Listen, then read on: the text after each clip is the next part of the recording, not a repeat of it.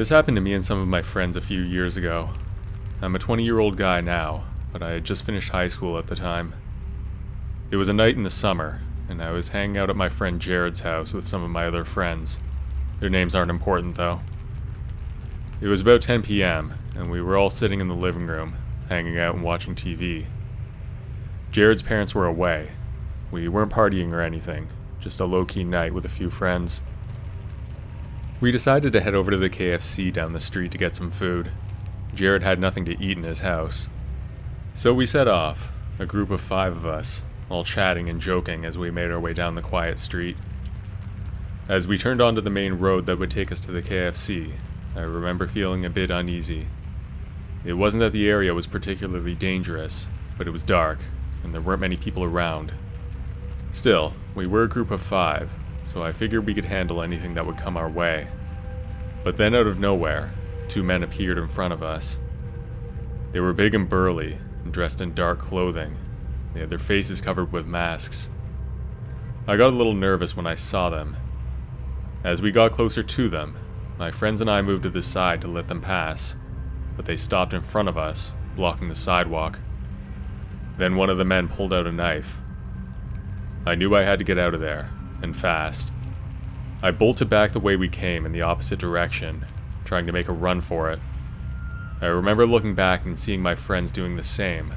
We all ran in different directions. All of us got away except my friend Dan.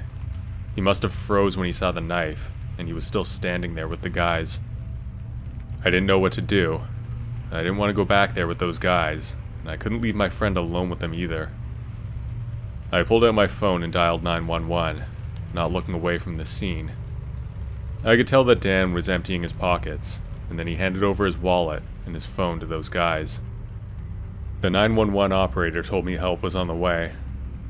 Just then, the muggers took off into the night. Then me and the rest of my friends went over to Dan to check on him. He was really upset, and I could tell he was about to cry. I'd be lying if I said I wasn't feeling the same way. The police arrived 2 or 3 minutes later, but the guys were long gone by then. We talked to the police for 15 or 20 minutes, but something told me that they didn't take it seriously. I don't know what it was, but it just seemed unlikely that they'd catch the guys. Unfortunately, I would be right. They were never caught, and Dan never got his stuff back.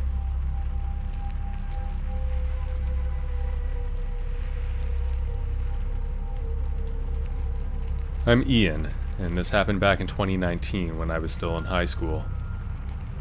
There was this guy, Jake, who didn't like me. We had our differences about a few things, but most notably over a girl. But I won't get too much into that. You just need to know that this guy hated me. I didn't like him too much either, but he really hated me. Much more than I hated him. I tried to avoid him, but we actually hung out with a lot of the same people. I had my friends and he had his, but there was a lot of overlap. So every once in a while, we would end up at the same gathering or party. It was always really awkward when that happened, but nobody else seemed to care. I guess they thought we should just get over it and move on, and maybe they were right. It was pretty petty, but it was what it was. For months, I tried to ignore him and focus on my studies, but it seemed like no matter where I went, he was always there giving off weird vibes. It got to the point where I dreaded going to school, and started feeling like I was constantly looking over my shoulder. Then the rumors started. Word began to spread that Jake was out to get me, and that he wanted to beat me up. I tried to tell myself that it was just gossip, but the fear was real. I was actually quite a bit bigger than him. I was 6'1" and did cross-country running. Jake was shorter and didn't do any sports at all. If it came down to it, I'm sure I could take him in a fight, or at least run away pretty easily.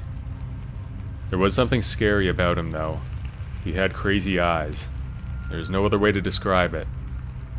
Something about the way he looked at me made me think that he was capable of anything. Because of that, I was actually scared of him. One night, I was at a party with some of my friends. We were having a good time drinking and dancing, and then one of my friends pulled me aside. He had overheard some of Jake's friends talking about how Jake was going to jump me on the way home. Jake wasn't actually at the party. which made me even more scared because I didn't know where he was. I tried to brush it off, but deep down, I knew there was a real possibility that something was going to happen. I didn't want to be a coward, but I also didn't want to end up in the hospital. I thanked my friend and decided to leave the party early. One of my other friends offered to go with me, but I didn't want to ruin his night. It was only 9:30 p.m. after all. As I walked home, I kept looking around, half expecting Jake to jump out from somewhere. But the streets were quiet and deserted, and I started to relax. After another 5 or 10 minutes, I saw him. He was standing on the corner, his arms crossed with a malicious grin on his face. For a moment, I actually thought we could talk it out and maybe come to some kind of understanding. He started to walk towards me, and I backed up slowly, my palms sweating. That's when I saw the knife. I don't know where he got it from, but it glinted in the moonlight. I turned and ran as fast as I could, my feet pounding the pavement. I could hear him behind me. He was surprisingly fast. He wasn't gaining on me, but I wasn't losing him either. One wrong step, and I would be on the ground with this crazy guy on top of me. I was panting and grasping for air, my legs burning, but I didn't dare slow down. I didn't know where I was going, but I just kept running. I felt like I was in a nightmare. But then, like a beacon of hope, I saw the golden arches of McDonald's. I ran through the parking lot, checking over my shoulder every few steps.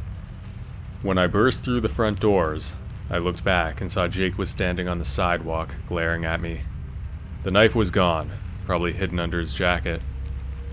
The place was busy, filled with people ordering food and chatting, all of them unaware of what they might have witnessed. I approached the counter and ordered a Coke. I felt like I was going to throw up, but I tried to keep my composure. I sat down at a booth in the back. I looked out the window, and I saw Jake pacing up and down the sidewalk near the entrance. I was trapped in there. I knew he wouldn't come in, but if I left, I knew he would follow me and make a move as soon as he could. I don't know how long I sat there, but it felt like hours.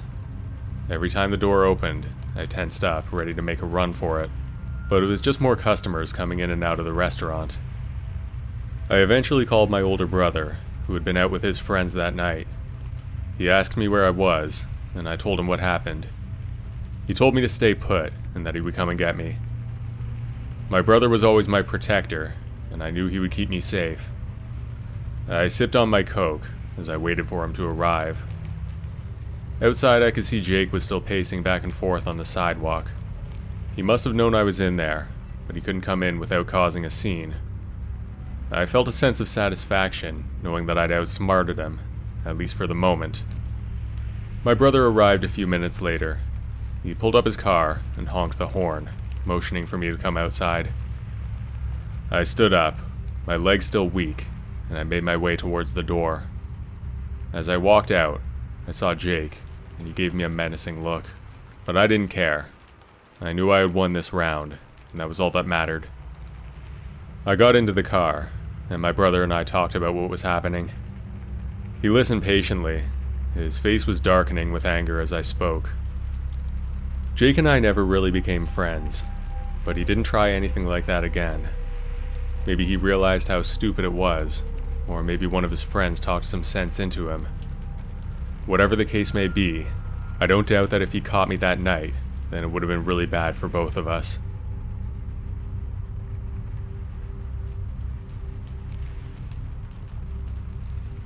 I used to work at McDonald's during the summers when I was in college.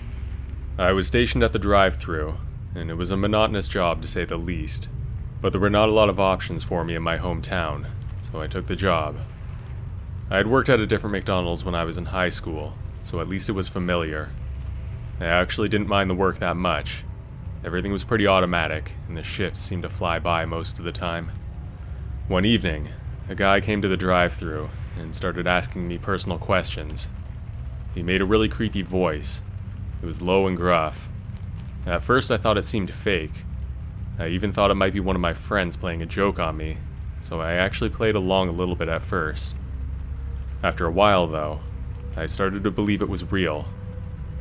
How old are you? What's your name? Where do you live? Do you live alone? The man asked. I answered him politely, but kept my answers brief. I was really uncomfortable, and I couldn't wait for him to drive off. When I saw him at the window, he was at least 55 years old. I'd seen him around town before, but I didn't know him. I figured he was just some weirdo who liked to make people feel uncomfortable. After he drove away, I forgot about the encounter and went on with my shift. When I finished at 11 p.m., it was already dark out. I stepped outside, and I saw his car parked in the lot.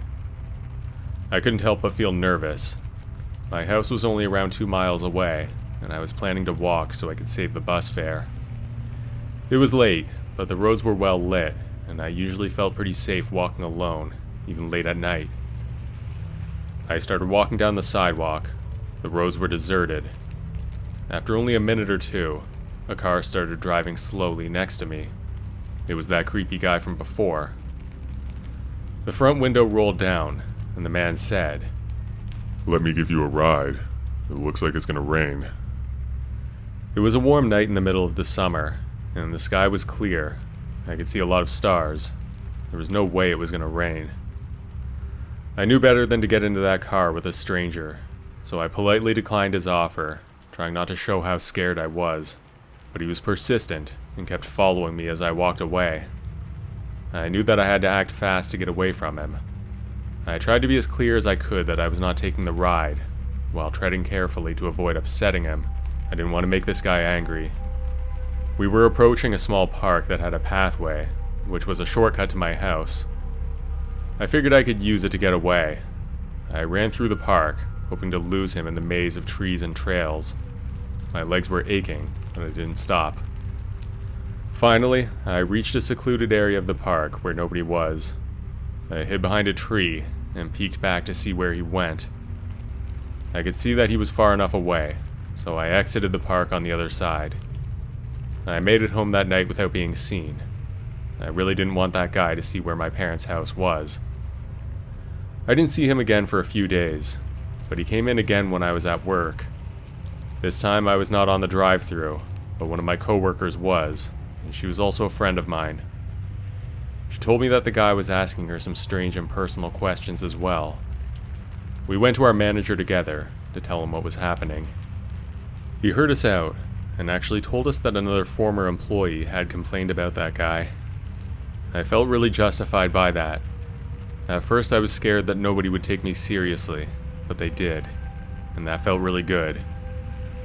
My manager told me that he warned the man to stay away, and that if he came back, I could either come to him or call the police if I had to. Luckily, I only worked there for another month, so it never came to that.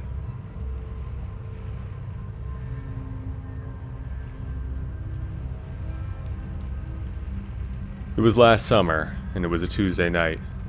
Rain was pelting down on the windows of my car as I drove down a deserted road. I had just left a friend's house, and I was on my way back home. I was hungry and tired, and all I could think about was getting some food and then crawling into bed. I noticed a Burger King sign in the distance. Its bright lights were shining through the rain. I pulled into the parking lot and walked into the restaurant, shaking the rain off my coat. It was empty except for the girl at the counter, who looked up as I walked in. She was young, with short blonde hair and a bored expression on her face. "Can I take your order?" she asked. Her voice was flat. "Yes, I'll have a Whopper meal," I replied. There was something creepy about the atmosphere in there, but I couldn't quite put my finger on it. It was not normal for that place to be so empty. I'd been there many times at all hours. There were almost always at least a few people. The girl took my order and handed me a receipt. I had made my way over to a table by the window. As I waited for my food, I glanced around the restaurant, trying to make out what was making me feel so uncomfortable. That's when I saw him. He was sitting at a table in the far corner. His back was to me. He was wearing a raincoat and had the hood pulled up, obscuring his face. He was completely still, not moving a single muscle. I don't know how I missed him before, but I chalked it up to the fact that I was tired. The girl at the counter called my name, and I got up to collect my food. As I walked back to my table, I couldn't help but glance over at the hooded figure in the corner. He was still sitting there still, and I couldn't see his face. I sat down at my table and unwrapped my burger. It was cold and soggy, but I was too hungry to care. I took a bite and chewed it slowly, my eyes darting around the restaurant. Then I heard something. It was a faint scratching sound coming from somewhere behind me. I turned around, but I couldn't see anything except the empty booths and tables. I took another bite of my burger, and that's when I heard it again. The scratching sound was growing louder.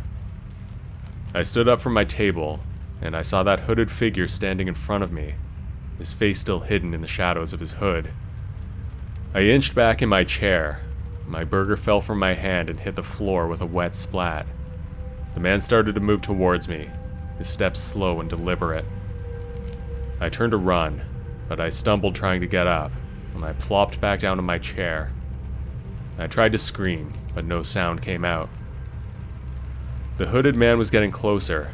His movements were fluid and unnatural, and then I saw his face. It was twisted and distorted, like something out of a nightmare. His eyes were dark and empty, and his mouth had twisted into a grotesque smile. Then I felt a hand on my shoulder, but it wasn't him. It was the girl from the counter.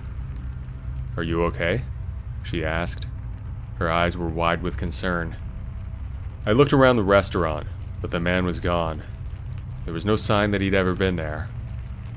"I don't know," I answered her. "I thought I saw something." The girl nodded sympathetically and said, "It can be a little creepy in here sometimes, especially when it's this quiet." I looked around again, but the place was empty. The only sounds were the rain pounding against the windows and the hum of the fluorescent lights. "Maybe you should go home," the girl said, gesturing towards the door. I nodded, still feeling shaken. I picked up my coat and hurried out the door. The rain was beating down on me as I ran to my car. As I drove home, I was really confused, and I felt like something really strange had happened. I kept looking in my rearview mirror, half expecting to see that hooded figure sitting in my back seat, but he wasn't there. When I got home, I locked all the doors and crawled into bed, but I couldn't sleep. Every time I closed my eyes, I saw that man, with his twisted face hovering just inches from my own. The next night, I decided to go back to the Burger King to see if I could make sense of what had happened. When I walked in, the girl from the night before was behind the counter again. She looked up and smiled as I approached. "Hey, I remember you," she said. "How can I help you?" "I was here last night," I said, trying to keep my voice steady. "Did you see anything strange?" The girl frowned. "What do you mean?" she said. "There was a man," I said, my voice trembling. "He was sitting in the corner, and then he came towards me." "I didn't see anything like that," she said. "Are you sure you weren't just imagining things?" I nodded, feeling foolish. Maybe I had imagined the whole thing. Maybe my mind was playing tricks on me. But as I turned to leave, I saw something that made my blood run cold. In the corner of the restaurant, where that hooded figure had been sitting the night before, there was a strange symbol on the wall in black paint. It was a circle with a line through it, but in the middle of the circle, there was a strange otherworldly symbol that I can't even begin to describe. I turned back to the girl, but she was looking at her phone, oblivious to the symbol on the wall. I left the restaurant, feeling more confused and frightened than before. I never went back to that Burger King again. In fact, I avoid fast food restaurants altogether now, but the memory of that night still haunts me. I don't know what I saw, or if it was even real, but I do know that something very strange happened that night, and I'll never forget it.